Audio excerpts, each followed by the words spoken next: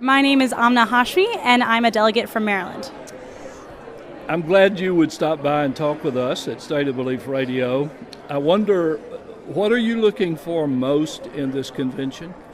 For me, I have been looking to just be inspired. You know, these conventions, it's about reiterating the Democratic platform and then going back to your communities, representing your communities, and getting them to register and vote. So for me, I am looking for the best arsenal of tools that I can have to go back to my communities and really feel like I voiced what they're feeling and their beliefs to people in power here. I'm curious as to how you and your colleagues in the Muslim community have felt about some of the rhetoric on targeting Muslims for persecution, but exclusion. No, I mean, I even think persecution is the right word. I find it absolutely despicable. I think the fact that Donald Trump can imply that he should ban all Muslims, and then he backtracks and said, oh, well, it's only going to be a temporary ban, or it's only going to be on non-citizen Muslims. The fact that I don't know what he believes on something that's so extreme and blames an entire religious group for something that a few extremists do is absolutely abhorrent. And beyond that, it's the idea that after Orlando, he can say, well, I was right about Omar, or, you know, he has completely persecuted the Muslim community, completely alienated them, and since he has started running, and from November 2015, the number of hate crimes against Muslims have tripled in this country, according to a public policy center. I don't know what to do with that. You know, I don't wear, you can't tell when looking at me that I'm Muslim. I don't wear hijab. A lot of my friends don't know I'm Muslim. I don't pray 5 times a day, but I still very much consider myself Muslim due to the community that I grew up in. I celebrate Eid. I have this entire collection of khalas and uncles and aunties who I cannot imagine my life without, and those ties are largely because we're in the Muslim community. And so for us, this election is personal. You know, it's a choice between being welcome and included in this country when so many Muslims have contributed so much to this country. And I feel like I'm contributing so much to this country. I just graduated from Harvard. I'm working at a health technology startup doing stuff from software engineering for the purpose of improving health outcomes. I am going to Stanford Business School for the purpose of starting my own company in the health space. I feel American. I'm a part of this country, and I'm trying so hard to serve it. So, I went on this whole rant. No, that's fine. I want to know, because I can't identify with the feelings that you must be having in your community.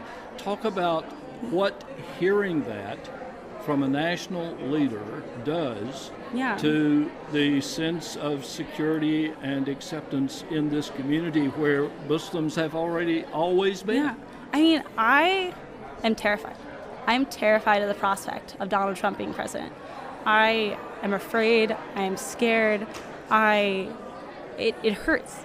It hurts in a way where it echoes inside your bones, inside your soul, and you think, how could he say that about me, about my parents, about my friends?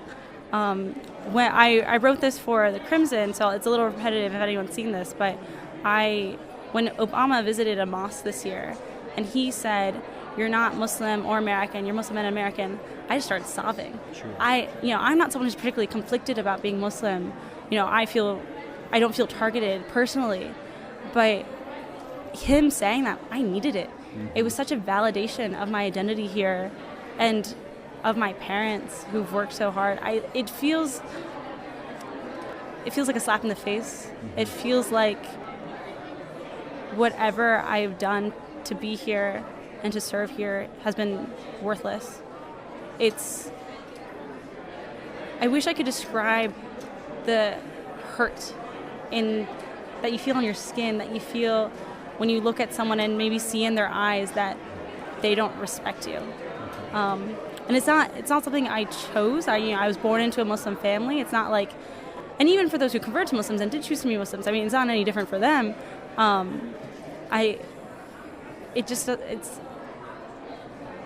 It's like being told that you are a second-class citizen and you will always be, for something that frankly was a choice that was made slightly for me, but I'm continuing to do.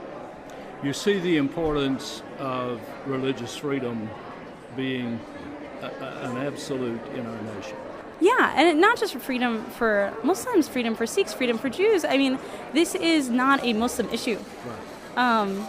It's a constitutional. It is a constitutional issue. And a moral issue. And a moral issue. Exactly. It's an issue that every person in the world, if not every American, should think, if that ever turned to me, what would I do in that situation?